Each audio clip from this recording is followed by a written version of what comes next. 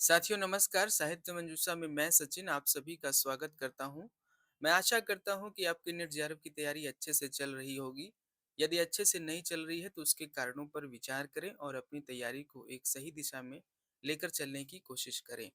यहाँ हम paper two Hindi विषय के प्रीवियस ईयर क्वेश्चंस की एनालिसिस देख रहे हैं और अभी तक हमने 3 प्रश्न पत्रों की एनालिसिस देख ली है, जिसमें जून 2025 का पेपर शामिल था और दिसंबर 2024 और जून 2024 का पेपर शामिल था। यदि आपने अभी तक इन वीडियोस को नहीं देखा है तो आप जरूर देखें, यह आपके काम की हो सकती है। आज हम जून 2024 के उस पेपर की एनालिसिस करने जा रहे हैं जो कैंसिल हो गई थी, जिसे एनटीए ने 18 जून 2024 को कराया था। यह वही पेपर है जिसमें उसने सीबीटी मोड से हटाकर उस पेपर को पेन पेपर मोड में कराने की कोशिश की थी और पेपर कई जगह बट गए थे, तो इसे एनटीए ने कैंसिल कर दिया। यदि आप हमारे इस चैनल पर नए हैं तो हमारे इस चैनल को सब्सक्राइब करना नहीं भूलिएगा। यह इस पेपर का पहला पार्ट है और इसके अंतर्गत हम 1 से लेकर 30 तक के प्रश्नों को देखेंगे। आगे के प्रश्नों को आगे के वीडियोस में देखेंगे। तो चलिए बिना किसी देरी के बढ़ते हैं आज के पहले प्रश्न की तरफ। पर्वत समुद अगम बिच बीहड़ घन बंढाक किमि कै भेंटो कंत तुम ना मोहि पाँव ना पाख। यह कवितांश जायसी कृत पद्मावत के नागमती वियोग खंड में किस मास के वर्णन के अंत में आया है? सावन, अगहन, भादो और आषाढ़। तो जायसी ने जो पद्मावत में नागमती वियोग खंड लिखा है, उसमें उन्होंने नागमती के वियोग को दर्शाने के लिए उन्होंने 12 मासा वर्णन किया है। यानी 12 जो महीने हैं उसमें नागमती का वियोग किस प्रकार का है और उसका प्रकृति पर क्या प्रभाव पड़ता है, उसको चित्रित करने का एक बहुत ही अच्छा प्रयास यहाँ पे जायसवी के द्वारा हम देखते हैं। तो यहाँ हम देखते हैं कि यह जो पंक्ति है वो सावन मास का वर्णन करती है। तो जायसी का जन्म जो है वो हम देखते हैं कि 1446 है और मृत्यु इनकी 1542 है। और यह जो पद्मावत इनकी जो रचना है वो 1540 ईस्वी की मानी जाती है। यानी अपने बहुत आखिरी समय में इन्होंने पद्मावत की रचना की है। ये जायसी का नागमती वियोग खंड है। इसी तरह के पद्मावत में बहुत सारे खंड है, कुल 57 खंड हम इसमें देखते हैं। जब भी हम जायसी के जो नागमती वियोग खंड को पढ़ें तो यह जरूर याद रखें कि जो 12 मासा है, यानी किस महीने में नागमती के किस तरीके के वर्णन है और उसके क्या क्या कथन हो सकते हैं, उन्हें जरूर समझने की कोशिश करें। तो चलिए आगे बढ़ते हैं। दूसरा प्रश्न है, निम्नलिखित कविता संग्रहों को उनके प्रथम प्रकाशन वर्ष के अनुसार पहले से बाद के क्रम में लगाइए। सुदामा पांडे का प्रजातंत्र, पत्थर फेंकता हूँ, चांद की वर्तनी, चांद का मुंह टेढ़ा है, नए इलाके में। नीचे दिए गए विकल्पों में से सही उत्तर का चयन कीजिए। तो ये कविता संग्रह हैं कवियों के और उनके प्रकाशन वर्ष के अनुसार उन्हें व्यवस्थित करना है। तो वीडियो पॉज करके आप इसका उत्तर दे सकते हैं। यहाँ देखिए सुदामा पांडे का जो प्रजातंत्र है, इसके जो लेखक हैं वो धूमिल हैं, जिनका पूरा नाम जो है सुदामा पांडे धूमिल है। यह धूमिल की रचना है। पत्थर फेंकता हूँ चंद्रकांत देवताले की रचना है।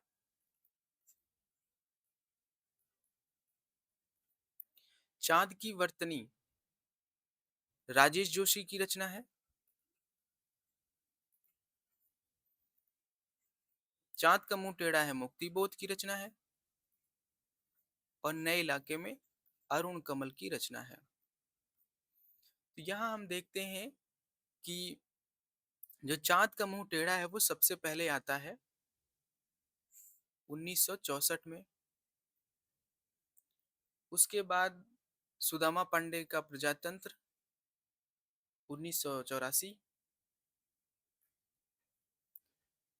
उसके बाद नए इलाके में 1995, नहीं 1996, अरुण कमल का काव्य संग्रह। उसके बाद चांद की वर्तनी 2000 6 में पत्थर फेंकता हूँ चंद्रकांत देवताले का 2010 में। तो D A E C B इसका उत्तर हो जाएगा।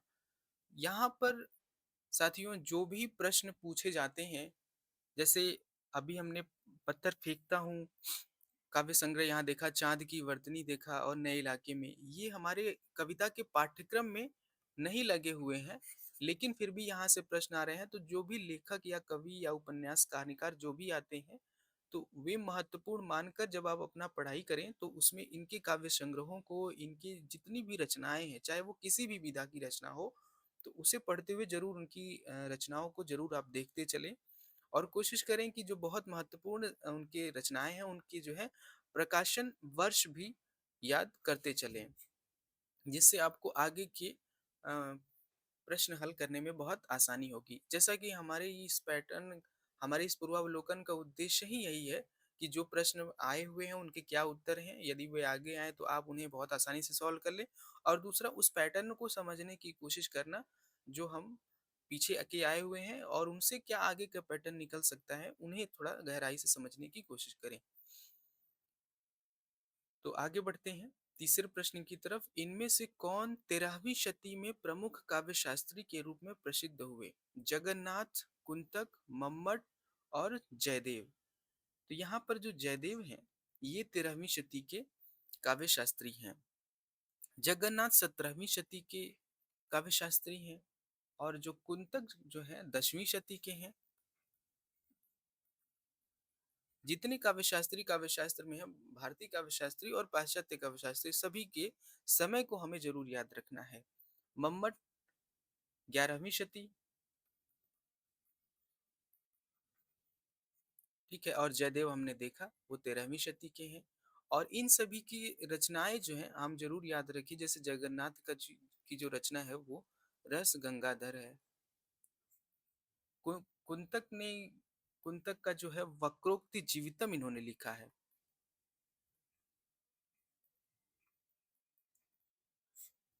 मम्मट ने काव्य प्रकाश लिखा है 11वीं शती में। जयदेव का जो सबसे प्रमुख रचना मानी जाती है वो गीत गोविंद है। और रति मंजरी भी इन्होंने लिखा है।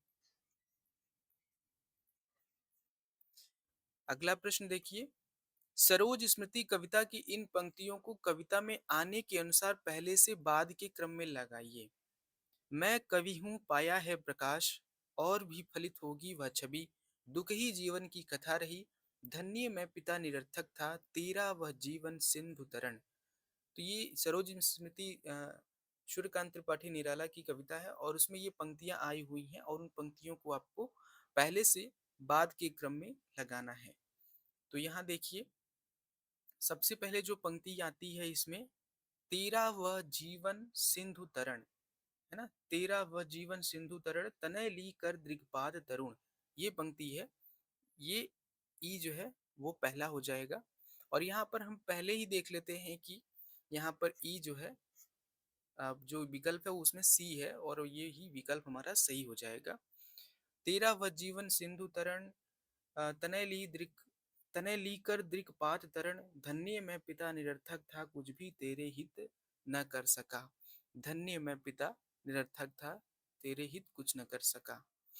ठीक है, आगे इसी प्रकार, मैं कभी हूँ पाया है प्रकाश, और भी फलित होगी वह छवि, दुख ही जीवन की कथा रही, है ना, क्या कहूँ जो आज नहीं कही, यही पंक्ति है सरोज स्मृति की।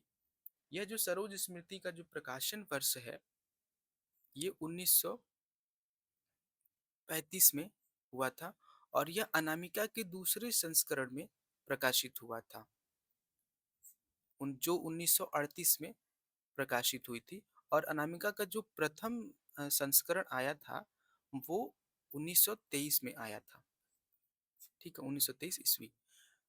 तो यहाँ से यह हम समझते हैं कि सूर्यकांत त्रिपाठी निराला की कविताओं से प्रश्न बन सकते हैं और उनकी पंक्तियां कौन पहले से बाद में आई हैं, ये बहुत ही महत्वपूर्ण कविता है सरोज स्मृति, और जो पाठ्यक्रम में आपके लगी है। और एक है राम की शक्ति पूजा, उसमें भी आपको क्रम पूछ सकते हैं पहले से बाद में, तो आप उसके लिए तैयार रहें। और यहाँ पर हम ये समझें कि जो निराला की जो काव्य संग्रह हैं, जिनमें अनामिका है और जो परिमल है, गीतिका है, तुलसीदास, कुकुरमुत्ता, गीत गुंज, सांधे काकली, इनके सभी के प्रकाशन वर्ष हमें याद होने चाहिए। और यही पैटर्न हम समझ रहे हैं कि यहाँ से प्रकाशन वर्ष से भी प्रश्न आ सकते हैं, पूछे जा सकते हैं कि कौन से प्रकाशन वर्ष पहले आए और बाद में आए, उनको उनका क्रम लगाइए। या फिर किसी और कवियों के काव्य संग्रहों के कई काव्य संग्रह दे दिए जाए और उसमें एक निराला का भी काव्य संग्रह हो, तो उनके प्रकाशन वर्ष अगर याद रहे तो उन्हें हम व्यवस्थित कर सकें। अगला प्रश्न, राजनीति साहित्य नहीं है, उसमें एक एक क्षण का महत्व है, कभी एक क्षण के लिए भी चूक जाएं तो बहुत बड़ा अनिष्ट हो सकता है। अनिष्ट। यह संवाद किस नाटक और किस चरित्र का है? नाटक और चरित्र के सही युग्म का चयन कीजिए। आषाढ़ का एक दिन प्रियंगु, चंद्रगुप्त राक्षस, चंद स्कंदगुप्त बंधुवर्मा, महाभोज, दास साहब। तो यह जो संवाद है वो आषाढ़ का एक दिन नाटक से, और यह संवाद कहती है प्रियंगु मंजरी, जो कालिदास की अ, राजदुहिता है, जहाँ पर वो जब उज्जैन में जाते हैं तो वहाँ प्रियंगु मंजरी से ही वे शादी करते हैं। ठीक है, तो ये उसका उत्तर हो जाएगा। आषाढ़ का एक दिन मोहन राकेश की रचना है और यह 1958 में प्रकाशित हुई थी। चंद्रगुप्त जयशंकर प्रसाद की रचना है और 1931 ईस्वी में लिखी गई। स्कंदगुप्त 1928 में लिखी गई जयशंकर प्रसाद के द्वारा। महाभोज 1982 में लिखी गई मन्नू भंडारी के द्वारा। ठीक है, ये सभी तो आपके पाठ्यक्रम में लगे हुए ही नाटक हैं। अगला प्रश्न है, सूची एक के साथ सूची दो का मिलान कीजिए। सूची एक में निबंध है और सूची दो में उनके निबंधकार हैं। गवई गांव की गंध, यथा संभव शिखरों के सेतु, वे और होंगे जो मारे जाएंगे। निबंधकार शरद जोशी, रघुवीर सहाय, विवेकी राय, शिव प्रसाद सिंह। यहाँ पर देखिए गवई गांव की गंध जो है वो विवेकी राय की का निबंध है। तो ए का तीन, ए का तीन केवल एक ही विकल्प में है। तो यहाँ अगर आपको कई निबंध के निबंधकार नहीं पता है, अगर एक दो के भी पता है तो आप उन्हें डिकोड कर लेंगे। तो यहाँ पर सभी ऑप्शन एलिमिनेट हो गए और डी जो है वो सही उत्तर हो जाएगा। यथा संभव जो है वो हम देखते हैं शरद जोशी की रचना है, निबंध निबंध है। शिखरों के सेतु शिव प्रसाद सिंह, वे और होंगे जो मारे जाएंगे रघुवीर सहाय। तो यहाँ देखिए आपके पाठ्यक्रम में ये सभी रचनाकार नहीं लगे हैं, केवल विवेकी राय की रचना जो है छोड़कर और कोई निबंध नहीं लगा है। तो ये महत्वपूर्ण निबंधकार हैं, इनके सभी निबंध जो है हमें याद रहें। और निबंध ही नहीं, मैं इनकी कहूँ कि सारी विधाएं में जो लिखी रचनाएं हैं, चाहे उपन्यास हो, कहानियां हो, तो वे सभी आपको जरूर याद होनी चाहिए। तो एक चीज और देख लेते हैं कि जो विवेकी राय का जो जन्म है वो 1924 में हुआ था। कई बार कई बार जन्म के अनुसार भी उनको व्यवस्थित करने के लिए प्रश्न बन जाते हैं। तो विवेकी राय का जन्म 1924 में हुआ था और शरद जोशी 1931 और शिव प्रसाद सिंह 1928 और रघुवीर सहाय 1929। ठीक है, जो महत्वपूर्ण रचनाकार हैं उनके हम जन्म काल को भी याद रखें। अगला प्रश्न, सूची एक के साथ सूची दो का मिलान कीजिए। सूची एक में विशेषण है और सूची दो में विशेषण के प्रकार है। अच्छा, सवा, कुछ, वह। सार्वनामिक विशेषण, परिणामवाचक विशेषण और गुणवाचक विशेषण और संख्यावाचक विशेषण। तो आपको पता होगा कि विशेषण जो है, विशेषण वह शब्द वह संज्ञा या सर्वनाम शब्द जो अ, एक मिनट, वह संज्ञा या सर्वनाम शब्द विशेषण होता है।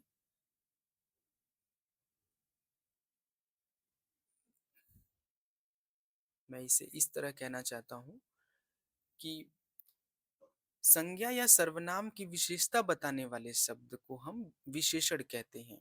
ठीक है, और जिसकी विशेषता बताई जाती है और उसे विशेष्य कहते हैं। ठीक है, जो शब्द संज्ञा और सर्वनाम की विशेषता बताते हैं उन्हें विशेषण कहते हैं, और जिसकी विशेषता बताई जाती है उसे विशेष्य कहते हैं। और विशेषण के हम देखते हैं कि 4 भेद होते हैं, 4 प्रकार होते हैं और वे यही चारों भेद यहाँ पर दिए गए हैं। सार्वनामिक विशेषण, परिणामवाचक विशेषण, गुणवाचक विशेषण और संख्यावाचक विशेषण। तो जो सर्वनामिक विशेषण होता है अ, वो विशेषण के रूप में प्रयोग होने वाले सर्वनाम को, यानी जो सर्वनाम जो है विशेषण के रूप में प्रयोग में आते हैं उन्हें हम सर्वनामिक विशेषण कहते हैं। तो ये हम जानते हैं कि सर्वनाम में यह वह आदि शब्द आते हैं। तो यहाँ पर जो सर्वनाम है वो वह हो जाएगा, सर्वनामिक विशेषण जो है वह। जैसे हम कहते हैं ना वह पुस्तक अच्छी है, तो कौन सी पुस्तक अच्छी है? वह पुस्तक अच्छी है। यहाँ यहाँ यहाँ पर जो वह है वो विशेषण के रूप में काम कर रहा है, लेकिन है वह क्या? सर्वनाम है लेकिन विशेषण के रूप में आ जाता है, तो इसे हम सार्वनामिक विशेषण कहते हैं। परिणामवाचक विशेषण जो होता है वो संज्ञा या सर्वनाम के परिणाम के बोध का सूचक होता है। तो यहाँ पर जो परिणामवाचक हो जाएगा, परिणाम बता रहा है, तो यहाँ पर जो कुछ मात्रा या थोड़ा मात्रा या अधिक मात्रा यानी जो क्वांटिटी को बताने लगता है, वहाँ हम देखते हैं कि ये परिणामवाचक विशेषण हो जाता है। गुणवाचक विशेषण जो किसी की गुण बताए, क्वालिटी बताए, अच्छाई बताए, बुराई बताए, है ना? वो अच्छा हो जाएगा गुणवाचक विशेषण। संख्यावाचक जहाँ पे संख्या का आभास कराया जाए, तो यहाँ पर हम देखते हैं कि जो संख्यावाचक है वो सवा, है ना? जो सवा एक संख्या है ना, सवा तो एक संख्या है। जैसे 3:15 बजे, तो हम कहते हैं ना कि संख्या में वो 3:15 हो गए, और सवा में जब हम 100 कहते हैं तो वो उसका एक चौथाई होता है। तो यहाँ पर जो हो जाएगा, ए विकल्प सही हो जाएगा, 3 2 4 1। महात्मा ज्योतिराव फुले ने लड़कियों की शिक्षा के लिए पहला स्कूल कब खोला? 1827 ईस्वी, 1848, 1873 और 1890। तो यहाँ हम देखते हैं कि महात्मा ज्योतिराव फुले ने 1848 में लड़कियों की शिक्षा के लिए पहला स्कूल खोला था। तो ज्योतिबा फुले महाराष्ट्र के एक कार्यकर्ता, विचारक, समाज सुधारक, लेखक और दार्शनिक थे, धर्मशास्त्री थे, विद्वान थे वो। और पत्रिकाओं का संपादन भी किया करते थे। और उनकी जो सबसे महत्वपूर्ण जो एक हम कह सकते हैं कि उनका जो कार्य है जो 1873 ईस्वी में उन्होंने किया था, उन्होंने सत्य शोधक समाज की स्थापना की थी। ठीक है, सत्य शोधक समाज की स्थापना उन्होंने 1873 ईस्वी में की थी। इनका जो जन्म है वो 1827 में महाराष्ट्र के सतारा जिले में हुआ था। ठीक है। और ज्योतिबा फुले अपनी पत्नी को भी साथ में इस क्रांतिकारी कदम में लेकर चले थे। तो ज्योतिबा फुले और उनकी पत्नी सावित्रीबाई फुले को भारत में महिला शिक्षा का अग्रदूत माना जाता है। ठीक है। और 1863 में उन्होंने एक बहुत महत्वपूर्ण कार्य किया था। ये दोनों दंपति मिलकर, ज्योतिबा फुले और सावित्रीबाई फुले ने गर्भवती ब्राह्मण विधवाओं के लिए एक सुरक्षित स्थान पर बच्चे को जन्म देने के लिए एक घर खोला था। ठीक है, एक ऐसा घर जहां पर विधवा ब्राह्मणी, यानी वही विधवा है लेकिन वे कहीं किसी वजह से गर्भवती हो गई, किसी संबंध से, तो वे उनकी जगह के लिए एक उन्होंने घर खोला, उन्हें आश्रय दिया और वहाँ वो अपने बच्चे अ, जन सकती हैं, पैदा कर सकती हैं। तो ये बहुत महत्वपूर्ण क्रांतिकारी कदम थे। इन दोनों व्यक्तियों, महान विभूतियाँ थी वे। तो ये दंपति इस रूप में याद की जाती रहती है। महावीर प्रसाद द्विवेदी की निम्नलिखित रचनाओं को प्रथम प्रकाशन वर्ष के अनुसार पहले से बाद के क्रम में लगाइए। कविता कलाप, कुमार संभव सार, लेखांजलि, रसज्ञरंजन, कालिदास की निरंकुशता। तो यहाँ देखिए, कुमार संभव सार जो है सबसे पहले आती है 1902 में। ठीक है। उसके बाद कविता कलाप 1909 में। उसके बाद कालिदास की निरंकुशता 1912। रसज्ञरंजन 1920। और लेखांजलि के बारे में सन पता नहीं चलता है। तो इस प्रश्न के अनुसार इसका जो विकल्प सही हो जाएगा वो BAEDC। ठीक है? तो महावीर प्रसाद द्विवेदी के जितने काव्य हैं, जिनकी जितनी उनकी कविताएँ हैं, जो उनकी मौलिक पद्य रचनाएँ हैं, जिनमें कान्य कुब्जावली, व्रतम, समाचार पत्र संपादन, स्तवः नागरी और काव्य मंजूषा, इस तरीके के इनके जो ग्रंथ हैं, इन्हें इनके प्रकाशन वर्ष के अनुसार आप जरूर याद रखें। और महावीर प्रसाद द्विवेदी का जो जन्म है वो हम देखते हैं कि 1864 ईस्वी में हुआ था और 1938 ईस्वी में इनकी मृत्यु हुई थी। ये एक तथ्य है। अगला प्रश्न, प्रयोगवाद के संबंध में इनमें से कौन से कथन नामवर सिंह के हैं? तो यहाँ नामवर सिंह की कथन प्रयोगवाद के संबंध में दिए गए हैं और कौन से कथन सही है उनका उत्तर चयन करना है। प्रयोगशीलता व्यक्तित्व अन्वेषण की वस्तु है। प्रयोगवादी कवि यथार्थवादी हैं, वे भावुकता के स्थान पर ठोस बौद्धिकता को स्वीकार करते हैं। कुल मिलाकर यह चरम व्यक्तिवाद ही प्रयोगवाद का केंद्र बिंदु है। आरंभिक व्यक्तिवादी प्रयोगवाद ने प्रतिरोध और युत्सु भाव का नारा दिया। प्रयोगवाद नामक भ्रामक है क्योंकि इस नाम से यह भाव टपकता है कि इन कवियों ने प्रयोग को साध्य मानकर नया वाद चला दिया। तो नामवर सिंह का जो प्रयोगवाद के संबंध में कथन है, उसमें जो ए सही कथन है, प्रयोगशीलता व्यक्तित्व अन्वेषण की वस्तु है। हाँ, वे ऐसा मानते हैं कि जो प्रयोगशीलता है वो व्यक्तिगत अन्वेषण की वस्तु है। प्रयोगवादी कवि यथार्थवादी हैं, वे भावुकता के स्थान पर ठोस बौद्धिकता को स्वीकार करते हैं। तो यह कथन असत्य है। ये हम प्रगतिवादी कवियों के बारे में सही कथन मान सकते हैं, लेकिन प्रयोगवादियों के लिए नहीं। कुल मिलाकर यह चरम व्यक्तिवाद ही प्रयोगवाद का केंद्र बिंदु है। ये ठीक कथन है। आरंभिक सॉरी, कुल मिलाकर यह चरम व्यक्तिवाद ही प्रयोगवाद का केंद्र बिंदु है। यह ठीक कथन है। आरंभिक व्यक्तिवादी प्रयोगवाद ने प्रतिरोध और युत्सुवाद का नारा दिया। ये भी ठीक कथन है। प्रयोगवाद नामक भ्रामक है क्योंकि इस नाम से यह भाव टपकता है कि इन कवियों ने प्रयोग को साध्य मानकर नया वाद चला दिया। यह सत्य कथन है। ए सी डी इसका सही कथन हो जाएगा।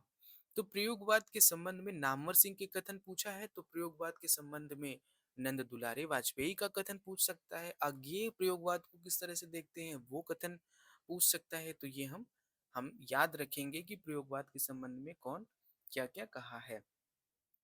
तो 1943 में हम देखते हैं तार सप्तक से, तार सप्तक की जो जिसमें 7 कवि संग्रहित हैं, उन सभी कवियों से हम प्रयोगवाद का आरंभ मानते हैं। लेकिन सबसे पहले जो प्रयोगवाद शब्द का प्रयोग मानते हैं वो हम देखते हैं कि वो नंद दुलारे वाजपेयी से मानते हैं। ठीक है। नंद दुलारे वाजपेयी ने प्रयोगवादी रचनाएं नाम से एक निबंध लिखा था, जिसमें हम देखते हैं कि उन्होंने प्रयोगवाद शब्द का प्रथम प्रयोग किया है। और नंद दुलारे वाजपेयी ने प्रयोगवाद को बैठे ठाले का धंधा कहा है। लेकिन अज्ञे ने अ, अपने तार सप्तक की भूमिका में प्रयोगवादी कवियों को राहों के अन्वेषी कहा है। ठीक है, राहों के अन्वेषी। तो ये कुछ तथ्य थे। अगला प्रश्न, असाध्य वीणा कविता में वर्णित प्रेमपद के नीरव एकालाप में आए संबोधनों को पहले से बाद के क्रम में लगाइए।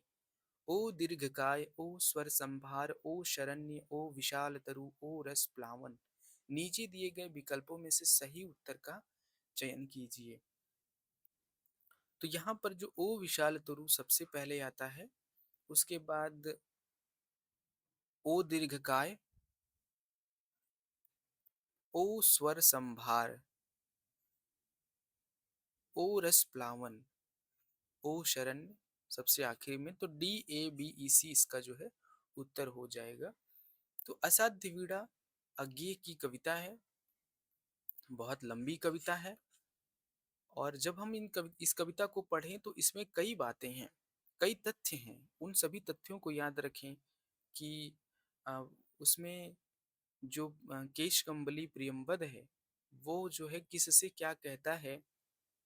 और इसमें और बहुत सारे तथ्य हैं। हम देखते हैं कि असाध्य वीणा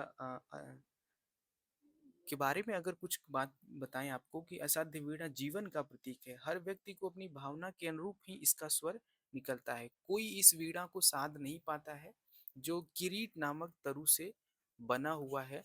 तो जब प्रियंवद ने इसे साध लिया तो हम देखते हैं कि सभी उसका स्वर अपनी-अपनी भावना के अनुसार ही सुनते हैं, जिसमें राजा, रानी और प्रजा सब लोग अलग-अलग उसका स्वर सुनते हैं, है ना? यही कला की विशिष्टता है जो अलग-अलग संदर्भों में, अलग-अलग अर्थों में प्रकट होती है। और हम देखते हैं कि यह कविता जो है पाश्चात्य कथा को भारतीय मूल में रूपांतरित करके रची गई है और इसे केवल वही साध पाता है जो सत्य के बहुत करीब होता है, यानी अपने सत्य से जो उन चीज़ों को साध लेता है, केशकम्बली प्रियंवद ही वह काम करके दिखाता है। यह कविता जो है आंगन के पार द्वार में संकलित है और 1961 में यह आई थी और का जन्म हम जानते ही हैं कि 1911 में जन्म हुआ था और 1927 में मृत्यु हुई थी। ठीक है।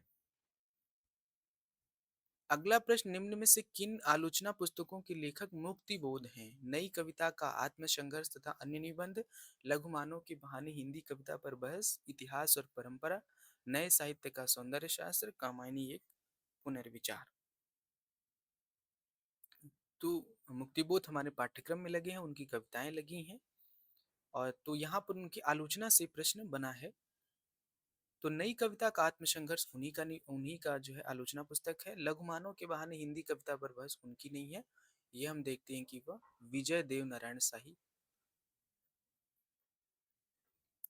विजय देव नारायण शाही का आलोचना ग्रंथ है। इतिहास और परंपरा हमने खोजा, मिला नहीं, लेकिन यह मुक्तिबोध का निबंध यानी आलोचना पुस्तक नहीं है। नए साहित्य का सौंदर्य शास्त्र मुक्तिबोध की ही पुस्तक है। कामायनी एक पुनर्विचार उन्हीं की पुस्तक है।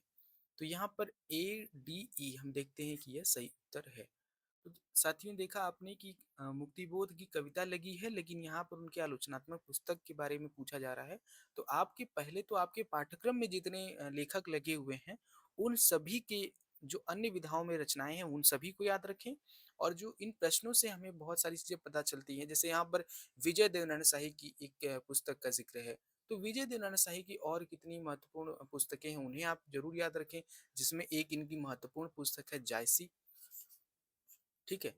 इसी तरह बहुत सारे रचनाएं हैं, उन सभी को आप पढ़ते हुए ध्यान रखें।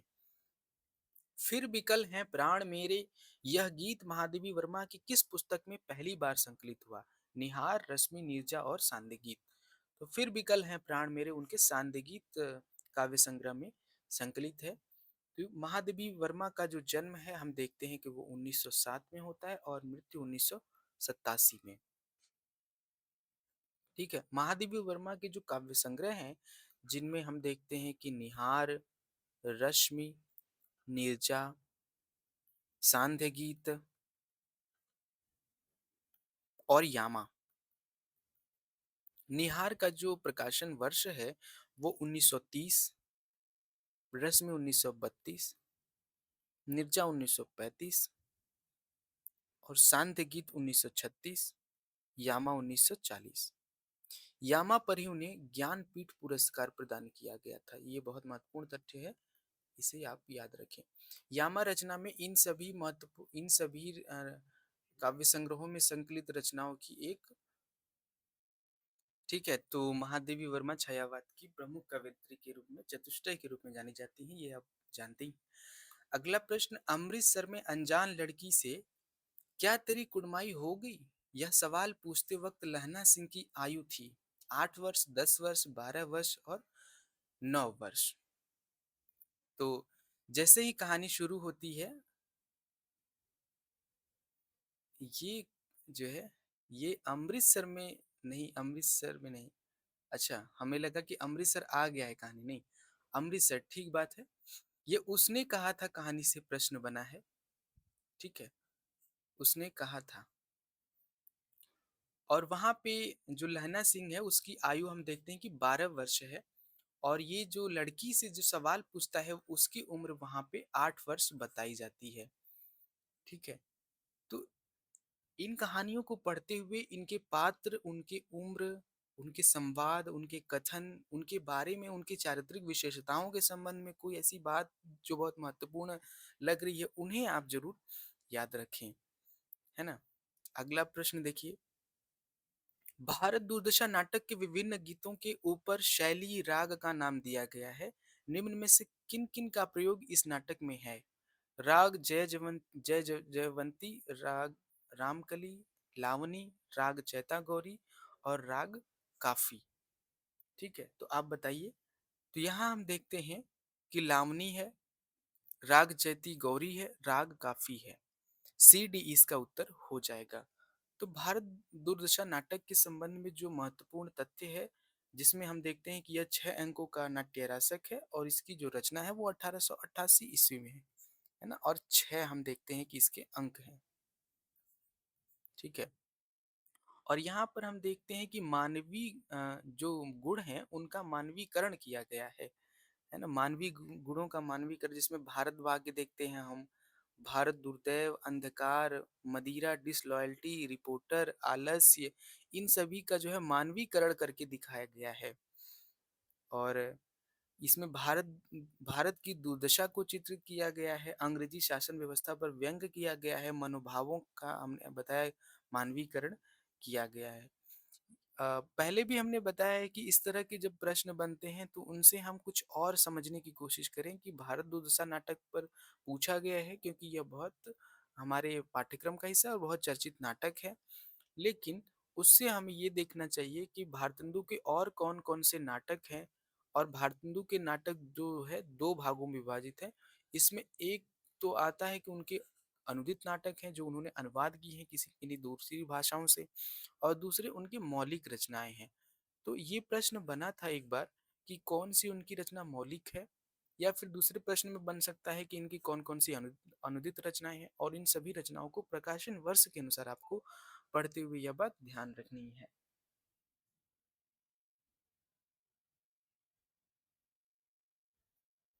ठीक है, आगे बढ़ते हैं। डॉक्टर तुलसीराम को छोटी उम्र में अंतर्राष्ट्रीय राजनीति की तरफ अनजाने में ही खींचने वाले 3 लोग कौन थे? मुन्नर सोनई जेदी, चिखुरी परशुराम पोहारी बाबा, या फक्कड़ बाबा नग्गर मुरली सिंह, या जलंधर बंकिया डोम और बतलू। तो डॉक्टर तुलसीराम को छोटी उम्र में अंतर्राष्ट्रीय राजनीति की तरफ ले जाने वालों में 3 लोग में से वे कहते हैं कि मुन्नर चाचा और सोनई और जैदी, जो उनके गांव का एक व्यक्ति था जो मार्क्सवादी विचारधारा के थे, और वे अंतर्राष्ट्रीय राजनीति में बहुत रुचि रखते थे। उन्होंने जो है उनको राजनीति अंतर्राष्ट्रीय राजनीति की तरफ जो है बहुत आकर्षित किया, उन्हें बहुत खींचा। बाद में वे अंतर्राष्ट्रीय राजनीति में जो है प्रोफेसर बनते हैं, डॉक्टर तुलसीराम। तो यहाँ पर हम देखते हैं कि यह जो है उनके डॉक्टर तुलसीराम के आत्मकथा से यह पंक्ति, यह तथ्य आया हुआ है, और ये मुर्दहिया जो है उनकी आत्मकथा उससे आया है। और जो मुर्दहिया है उनका, वो जो 2010 में आती है, और इसी का जो दूसरा भाग है हम देखते हैं कि जो मणिकर्णिका नाम से इनका न, आता है, वो 2014 में आता है। यदि मैं गलत हूँ तो मुझे आप कमेंट में सुधार करके जरूर बताएंगे। मुर्दहिया 2010 में और मणिकर्णिका 2014 में आई है। अगला प्रश्न। हाँ, उससे पहले एक बात और, मुर्दहिया के संबंध में कुछ और बातें हैं। मुर्दहिया जो है 7 खंडों में विभाजित है, 7 भागों में इस अपनी आत्मकथा को तुलसीराम ने बताया है। और हमने पीछे जो वीडियो बनाए हैं एनालिसिस की, उसमें हमने बताया कि ये 7 खंड कौन है। यदि आपने उन वीडियोस को नहीं देखा है तो जरूर जाकर देखिए। यहाँ बार बार दोहराना मुश्किल होता है क्योंकि उससे वीडियो लंबी हो जाती है। भूल गलती कविता में कैदी के रूप में दरबार में लाए गए व्यक्ति के बारे में आई इन पंक्तियों को पहले से बाद के क्रम में लगाइए। समूचे जिस्म पर लत्तर, ना मंजूर उसको जिंदगी की शर्म किसी शर्त, अब पहने हथकड़ी वह एक ऊंचा कद, बेखौफ नीली बिजलियों को फेंकता, वह कैद कर लाया गया ईमान। नीचे दिए गए विकल्पों में से सही उत्तर का चयन करना है और आपको बताना है। यह मुक्तिबोध की कविता है और बहुत ही महत्वपूर्ण जो है कविता है। जब मैं अपने एमए के दौरान था तो ये पूरी कविता एक तरीके से मुझे याद थी, और उसकी बहुत सारी पंक्तियां मुझे आज भी याद हैं। जब वो कविता शुरू होती है तभी हम देखते हैं कि भूल गलती आज बैठी है ज़रा बख्तर पहनकर तख्त पर, दिल के चमकते हैं खड़े हथियार उसके दूर तक, आंखें चिलकती हैं नुकीले तेज पत्थर सी, वह कैद कर लाया गया ईमान सुल्तानी निगाहों में निगाहें डालता बेखौफ नीली बिजलियों को फेंकता। ठीक है, यहाँ पर जो काव्य पंक्ति है वो उससे उसका ये शुरू होता है कि पहने हथकड़ी व एक ऊंचा कद, पहने हथकड़ी व एक ऊंचा कद। तो ये हम देखते हैं कि ये पहला हो जाएगा। समूचे जिस्म पर लत्तर झलकते लाल लंबे दाग, समूचे जिस्म पर लत्तर। फिर बहते खून के वह कैद कर लाया गया ईमान, वह कैद कर लाया गया ईमान सुल्तानी निगाहों में निगाहें डालता बेखौफ नीली बिजलियों को फेंकता, बेखौफ नीली बिजलियों को फेंकता। CAEDB यानी पहला हो जाएगा पहने हथकड़ी व एक ऊंचा कद, समूचे जिस्म पर लत्तर, वह कैद कर लाया गया ईमान बेखौफ नीली बिजलियों को फेंकता, और नामंजूर उसको जिंदगी की शर्म सी सी शर्त। यहाँ पर जो ये तीसरा होगा ना, ये चौथा होगा, ये पांचवा हो जाएगा। ठीक है, तो यहाँ पर हम देखते हैं कि जो पंक्ति शुरू होती है, पहने हथकड़ी व एक ऊंचा कद, समूचे जिस्म पर लत्तर झलकते लाल लंबे दाग, बहते खून के वह कैद कर लाया गया ईमान सुल्तानी निगाहों में निगाहें डालता बेखौफ नीली बिजलियों को फेंकता, खामोश सब खामोश। ठीक है, तो ये जो भूल गलती कविता है उसका जो प्रकाशन है वो कविता संग्रह चाँद का मुंह टेढ़ा में 1964 में आई है। और जो दूसरा काव्य संग्रह है मुक्तिबोध का भूरी भूरी खाक धूली 1980 में प्रकाशित होता है। ठीक है, वो आप याद रखेंगे। और मुक्तिबोध की और कौन सी जो है जैसे यहाँ पे कविता की विधा की रचनाएं हैं, तो और उनके उपन्यास या कहानी या आलोचनात्मक पुस्तकें कौन सी हैं, ये आप जरूर याद रखेंगे। सूची एक के साथ सूची दो का मिलान करना है। सूची एक में लेखक है, उनके यात्रा वृत्तांत है। गोविंद मिश्र, रामशरण जोशी, धर्मवीर भारती, रमेश चंद्र, अपनों के पास अपनों से दूर, यात्रा चक्र, बहुवचन और दरख्तों के पार। तो यहाँ गोविंद मिश्र का जो यात्रा संस्मरण है वो दरख्तों के पार, रामशरण जोशी अपनों के पास अपनों से दूर, धर्मवीर भारती यात्रा चक्र, रमेश चंद्र साहब बहुवचन। तो यहाँ पर हम देखते हैं कि 4 1 3 2 ये सही उत्तर हो जाएगा। अगला प्रश्न, सतपुड़ा के जंगल कविता में किस वाद्य यंत्र का उल्लेख हुआ है? मादल, इकतारा, बांसुरी और ढोल। तो सतपुड़ा के जंगल भवानी प्रसाद मिश्र का एक बहुत ही, मैं कहूँ एक सुंदर कविता है, जरूर पढ़नी चाहिए और बहुत ही रुचिकर कविता है ना। यहाँ पे पूरा जो है प्रकृति का जो परिवेश है जंगल का, वो पूरा एकदम जीवंत हो जाता है। हम देखते हैं यहाँ पर ढोल वाद्य यंत्र का उल्लेख हुआ है और इसका जो प्रकाशन वर्ष है वो 1956 में हुआ था और उनके यह गीत फरोश काव्य संग्रह में शामिल है। ठीक है, गीत फरोश भी 1956 में ही आई थी। अगला प्रश्न, मानस का हंस के अनुसार उपन्यास के अंतिम अंश में तुलसीदास विनय पत्रिका के किस छंद को अंतिम छंद कहते हुए उसे गाने लगते हैं? कबहू कहो यही रहनी रहूंगो, मारुति मन रुचि भरत की, लखी लखन कही है, जाकी प्रिय नराम वैद ही, जानी पहचानी मैं विसारे, हौ कृपा निधान। तो मानस हंस के अनुसार जो है, मानस हंस जो है अमृतलाल नागर की रचना है। यह तुलसीदास के जीवन को आधार बनाते हुए लिखी गई है और यह 1972 में आती है। ठीक है, तो तुलसीदास के बारे में वे कहते हैं कि अपने विनय पत्रिका में वे मारुति मन रुचि भरत की लखी लखन कही है गाते हैं, है ना। इसमें जो पूरी पंक्ति है, मारुति मन रुचि भरत की लखी लखन कही है, कलिकाहु नाथ नाम सो प्रतीति प्रीति एक किंकर की निवही है, सकल सभा सुन लै उठी जान रीति रही है, कृपा गरीब निवाज की देखत गरीब को साहब बाह गही है, बिहसी राम कहियो सत्य है सुधिमय हूँ लही है, रघुनाथ मुदित माथ नावत बनी तुलसी अनाथ की परी सही है। ये जो है पूरी पंक्ति थी जो उन्होंने विनय पत्रिका के आखिरी छंद में गाते हुए कही है। ऐसा मानस के हंस में अमृतलाल नागर कहते हैं और यह उनकी मेरे ख्याल से भूमिका में आया हुआ कथन होगा या उस पूरे उपन्यास में होगा। आप इन्हें जब पढ़ें तो ध्यान रखें कि वो भूमिका में लिखी गई है या उपन्यास के मुख्य भाग में कहा गया है। अगला प्रश्न, जब तक भाषा बोलचाल में थी तब तक वह भाषा या देशभाषा ही कहलाती रही। जब वह भी साहित्य की भाषा हो गई तब उसके लिए अभ्रन शब्द का व्यवहार होने लगा। यह कथन किसका है? शिव प्रसाद सिंह, नामवर सिंह, रामचंद्र शुक्ल, हजारीप्रसाद द्विवेदी। आपने अगर हिंदी साहित्य का इतिहास पढ़ा है, यह बहुत महत्वपूर्ण कथन है जो आचार्य रामचंद्र शुक्ल ने अपने हिंदी साहित्य के इतिहास में कहा है। और हिंदी साहित्य का इतिहास जो है बहुत महत्वपूर्ण पुस्तक है रामचंद्र शुक्ल का। अगर आप इसे नहीं पढ़ेंगे तो समझ लीजिए आप नेट जेआरएफ को भूल जाइए।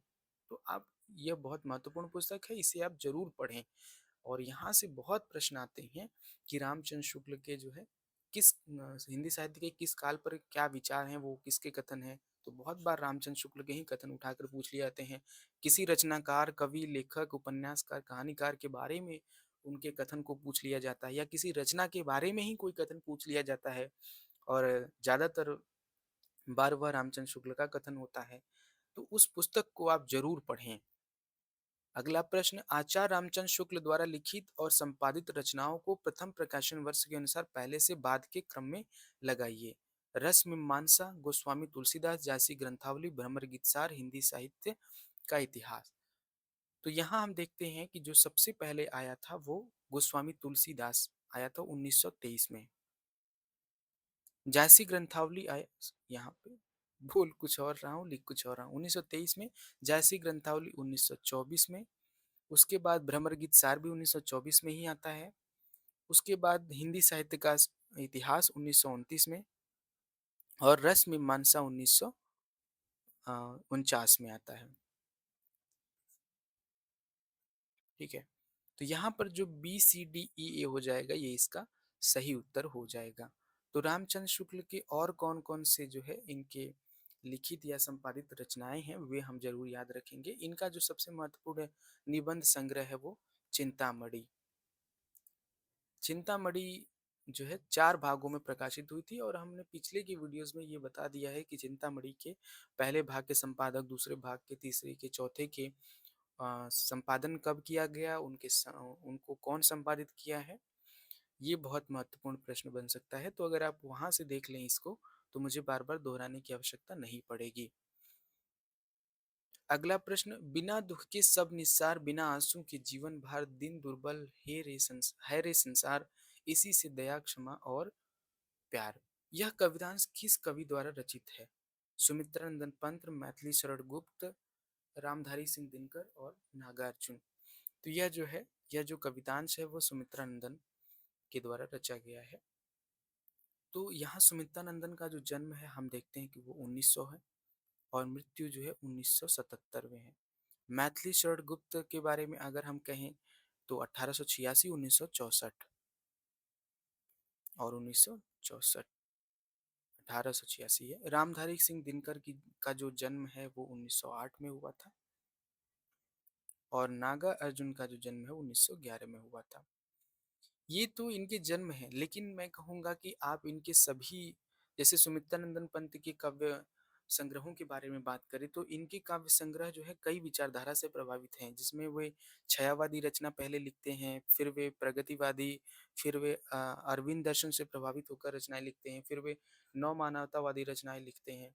ठीक है, तो ये बहुत महत्वपूर्ण काव्य संग्रह हैं जो इनको हम याद रखेंगे। मैथिली शरणगुप्त की बहुत सारी रचनाएं हैं, है ना, उन सभी को हम याद रखें। रंग में भंग है, जयद्रथ वध है, भारत भारती जो आपके सिलेबस में लगी है 1912 में प्रकाशित हुई थी, है ना। और इसी प्रकार द्वापर है, किसान है, बहुत सारे काव्य संग्रह, इन सभी को याद करें। रामधारी सिंह दिनकर का जो है रश्मि रथी और रेणुका, हुंकार, परशुराम की प्रतीक्षा, ये सब काव्य संग्रह है। नागार्जुन के आप देखेंगे सतरंगी पंखों वाली, भस्मांकुर, खिचड़ी, विप्लव देखा हमने, हजार हजार बाहों वाली, पुरानी जीतियों का कोरस, इन सभी को आप पढ़ें जब तो याद रखें और ये बहुत महत्वपूर्ण कवि हैं हमारे हिंदी साहित्य के। तो इनके काव्य संग्रहों को प्रकाशन वर्ष के अनुसार याद रखें, क्योंकि बहुत बार व्यवस्थित करने के लिए आता है क्रम के अनुसार। अगला प्रश्न देखिए 24वां, भारतीय काव्य शास्त्र से संबंधित निम्नलिखित ग्रंथों को उनके प्रथम प्रकाशन के अनुसार पहले से बाद के क्रम में लगाइए। बहुत ही इंटरेस्टिंग प्रश्न है। यहाँ पे उनके काव्य मतलब ग्रंथ दिए गए हैं उन काव्य शास्त्रियों के, और उनके प्रथम प्रकाशन के अनुसार उनको जो है बताना है कि उनके प्रथम प्रकाशन कब हुए थे। तो सबसे पहले इस प्रश्न को हल करने से पहले हम जो है इनके समय को, इनका समय एग्जैक्ट हमें पता नहीं है, लेकिन ये प्रश्न पूछने वाले को भी पता है कि इनका समय हमें बहुत एग्जैक्ट नहीं पता है। लेकिन इनके जो रचना करने वाले जो काव्य शास्त्री हैं, इन्हें इनका समय हमें पता है, तो उन समय के अनुसार हम जो है इनके क्रम को सजा सकते हैं। तो आप देखिए कि जो रस गंगाधर के जो रचनाकार हैं, जगन्नाथ आचार्य जगन्नाथ हैं, तो इनका समय हम जानते हैं कि वे 17वीं शती है। और मम्मट ने काव्य प्रकाश लिखा है, ठीक है, और मम्मट का समय हम जानते हैं कि मम्मट का समय 11वीं शती है ना। काव्य अलंकार भामह का लिखा हुआ ग्रंथ है, और भामह हम जानते हैं कि वे 6ठी शती में आते हैं। ध्वन्यालोक लोचन आनंद वर्धन का है, ठीक है, आनंद वर्धन, और ये भी 9वीं शती के हैं। और एक साहित्य दर्पण जो आचार्य विश्वनाथ का है, वो जो है 14वीं शती में आते हैं। तो यहाँ हम देखते हैं कि हमारा जो तीसरा विकल्प है CDBA, ये सही हो जाएगा। तो ये जो भारतीय काव्य शास्त्र में जो विद्वान हैं उनके ग्रंथ दिए गए हैं और उनसे उनका समय को पूछा गया है, तो स्वयं उनके समय से उनके ग्रंथ के समय को हम बता सकते हैं। अगला प्रश्न, अपनों पो आप ही बिसरो, जैसे सुनहा कांच मंदिर में भरमत भूखी मरो। कबीर की उपर्युक्त पंक्ति में सोनहा शब्द का उचित अर्थ है सोनार, स्थान का नाम, कुत्ता, सांड। तो यहाँ कबीर के जो जो कविताएं आपके पाठ्यक्रम में लगी हैं, उन्हीं से यह प्रश्न बना है, और उसमें एक शब्द को उठा लिया गया है। उससे पूछा गया है कि इसका आशय क्या है, इसका उचित अर्थ क्या है। तो यहाँ जो सुनहा है वो कुत्ते के लिए संदर्भित होता है, और वे जो है कुत्ते के लिए इस पूरी जो पंक्ति का जो अर्थ है बहुत ही महत्वपूर्ण है और दार्शनिक है। वे कहते हैं आईने के घर में कुत्ता जिस ओर देखता है अपने शरीर का प्रतिबिंब देखता है। यानी एक आईने का घर है जिसमें पूरा आईना चारों तरफ लगा हुआ है, और उसमें कुत्ता अपने आप को देखता है, और उसको धोखा होता है कि उसके चारों तरफ दूसरे दूसरे कुत्ते हैं। उनको देख देख कर वह भूख भूख कर मरता है। वह इस बात को भूल जाता है कि सब तरफ मेरा ही प्रतिबिंब है। इसी तरह मनुष्य अपने आत्म स्वरूप को भूलकर आईने सदृश माया में संसार में भ्रम से अनेकत्व का ज्ञान ग्रहण करता है, और यह जानकर कि मुझसे भिन्न भिन्न अलग अलग आत्माएं हैं, राग द्वेष तथा काम क्रोधादि के विकारों में फंसकर मृत्यु का दुख भोगता है। कितनी महत्वपूर्ण बात है, और कितनी दार्शनिक बात यहाँ कबीर ने कही है कि जैसे कुत्ता अपने आप को शीशे में देखकर सोचता है कोई दूसरा कुत्ता उसको भोगता भोगता मर जाता है, आदमी भी दूसरे आदमियों को अलग समझकर उनके प्रति राग द्वेष करता है, उनसे क्रोध करता है, और वह यही कर कर मृत्यु को प्राप्त होता है। ठीक है, यह कबीर की पंक्ति है, और कबीर का जो जन्म है हम देखते हैं कि वो 1398 में हुआ था, और मृत्यु जो है 1518, कुल 120 वर्ष की आयु इन्होंने पाई थी। इनकी जो महत्वपूर्ण रचना में हम देखते हैं कि वो बीजक है, और बीजक में इनके 3 जो है साखी, सबद और रमैनी को संकलित किया गया है। इनकी जो रचनाएं हैं साखी, सबद, रमैनी, इनको संकलित किया गया है, और संकलित करने वाले इनके शिष्य हैं धर्मदास। और यह जो संकलन है उन्होंने वो 1664 में किया है। सॉरी, बहुत आगे मैं चला गया, 1464 है ना, ये सही हो जाएगा। 1464 में धर्मदास ने बीजक को संकलित किया साकी सबद रमैनी के रूप में। अगला प्रश्न, शेखर एक जीवनी के अनुसार शेखर द्वारा बनाई गई समिति एंटीगोनम क्लब के प्रमुख सदस्य थे कुमार, सदाशिव, ईश्वरदत्त, राघवन और देवदास।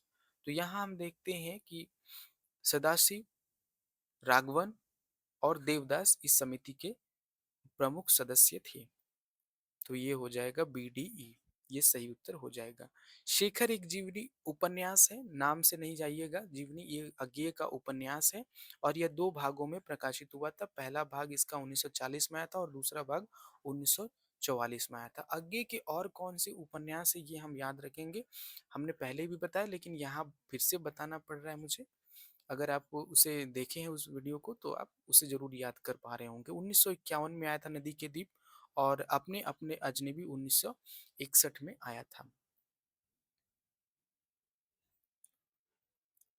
ठीक है,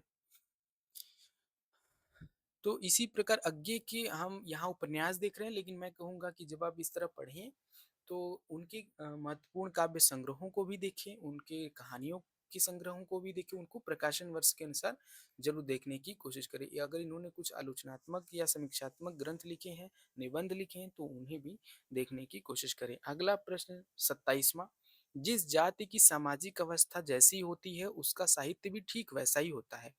जातियों की क्षमता और सजीवता आदि कई प्रत्यक्ष देखने को मिल सकती हैं तो उनके साहित्य रूपी आईने में ही मिल सकती हैं। यह कथन किस लेखक का है? महावीर प्रसाद द्विवेदी, रामचंद्र शुक्ल, श्याम सुंदर दास या प्रेमचंद?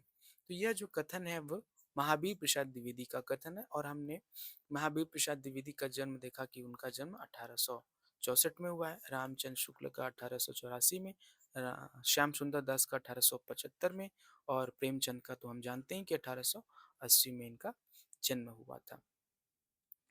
ये महत्वपूर्ण लेखक हैं जो आपके प्रश्न में आए और उनकी सभी रचनाएं आपको याद रहें, चाहे किसी भी विधा की हो। अगला प्रश्न, एक साहित्यिक की डायरी के अध्याय कलाकार की व्यक्तिगत ईमानदारी एक के एक पात्र यशराज की शैक्षणिक योग्यता क्या थी?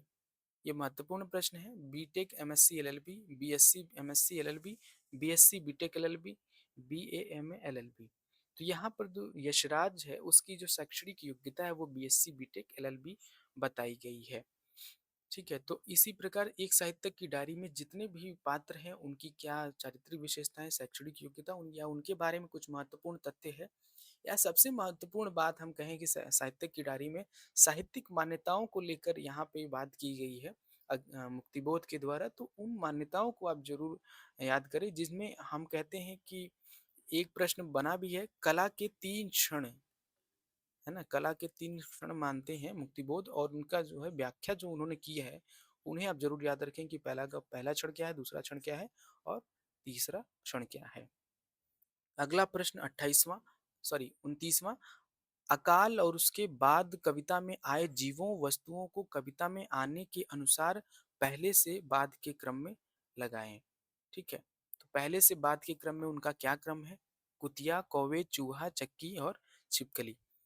ठीक है, यह नागा अर्जुन की कविता है और बहुत ही, मैं कहूँ कि बहुत मजेदार कविता है और कुल 8 पंक्तियों की ही यह कविता है। ठीक है, इसमें अकाल के पहले यानी अकाल के टाइम और उसके बाद की स्थिति का जो है दोनों का कविता में रूपायन किया गया, लेकिन कहीं भी अकाल शब्द का इस्तेमाल नहीं किया गया, लेकिन जो घटनाएं हैं, जो वर्णन है, वे सब बताती हैं कि ये अकाल की ही हैं। बहुत हमें याद भी है, कई दिनों तक चूल्हा रोया चक्की रही उदास, कई दिनों तक चूल्हा रोया चक्की रही उदास, कई दिनों तक कानी कुतिया सोई उनके पास, कई दिनों तक लगी भीत पर छिपकलियों की गश्त, कई दिनों तक चूहों की भी हालत रही शिकस्त, दाने आए घर के अंदर कई दिनों के बाद, धुआं उठा आंगन से ऊपर कई दिनों के बाद, चमक उठी घर भर की आंखें कई दिनों के बाद, कौवे ने खुजलाई पांखें कई दिनों के बाद। ठीक है, तो यहाँ पर हम देखते हैं कि जो हमारा उत्तर हो जाएगा वो हो जाएगा डी। डी पहले ही विकल्प में है, यहाँ पर बी हो जाएगा, दूसरा इसका सही उत्तर हो जाएगा, यानी बी, DAECB इसका सही उत्तर हो जाएगा। ठीक है, और इस कविता का जो प्रकाशन है वो 1952 में हुआ था। ठीक है, नागार्जुन का जो मूल नाम है वो आप जानते होंगे, लेकिन बता दूं वैद्यनाथ मिश्र है। ठीक है, और इनके कौन से काव्य संग्रह हैं? वो ज़रूर आप याद रखेंगे। सतरंगी पंखों वाली भस्मांकुर, हजार हजार बाहों वाली पुरानी जूतियों का कोरस। इनके प्रकाशन वर्ष ज़रूर आप याद रखें खासकर। आखिरी प्रश्न इस वीडियो का, निम्नलिखित चरित्रों को तत्संबंधी नाटकों के प्रथम प्रकाशन के अनुसार पहले से बाद के क्रम में लगाइए। देखिए ये भी बहुत इंटरेस्टिंग प्रश्न पूछा गया है आपसे। नाटकों के चरित्र दिए गए हैं और वे किस नाटक से आते हैं और उनकी प्रथम प्रकाशन क्या है और उनको क्रम से लगाना है। अलका अशोक, अनुनासिक, लोचन बाबू और नारायण दास। ठीक है, तो सबसे पहले आप याद रखें कि जो अलका है वो चंद्रगुप्त नाटक की पात्र है और यह 1931 में आता है। अशोक जो है वो आधे अधूरे नाटक से आता है, जो मोहन राकेश का है, आधे अधूरे। और इसकी जो रचना है वो 1969 में हुआ था। ठीक है।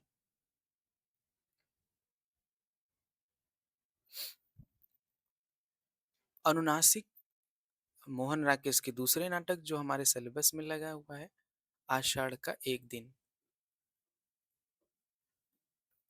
ठंड से जो है मेरा हाथ एकदम फ्रीज हो गया है, चल ही नहीं पा रहा है पेन।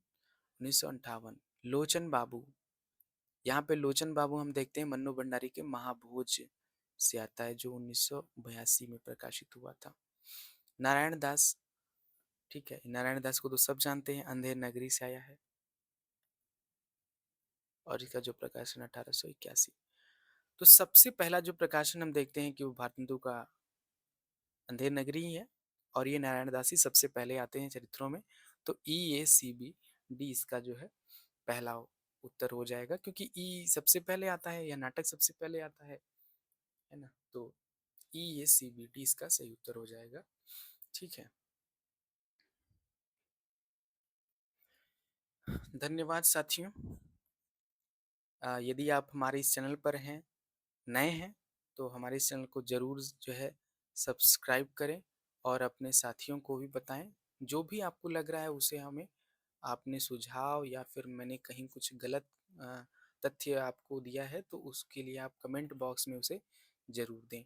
तो मिलते हैं अगली वीडियो में। नमस्कार।